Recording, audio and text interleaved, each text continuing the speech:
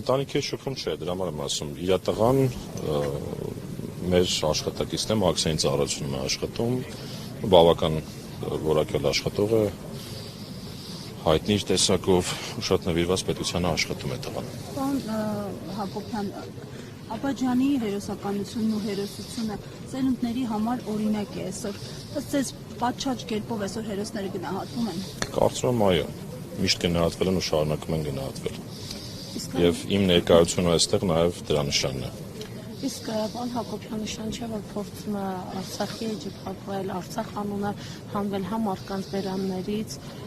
սա հակառակի մասին չի խոսում։ Թույլ տվեք ես այդ դաշտ չմտնեմ, ես ասացի իմ ներկայությունը այստեղ կարծում ամեն ինչ նշանակում է։ Բայց մեր հերոսները չեն մոռացվում, չէ՞։ Չէ, բացարձակ։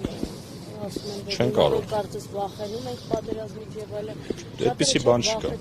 Ժամանակին հերոսական կռիվ տվել են ինչպես Աբաջյանը։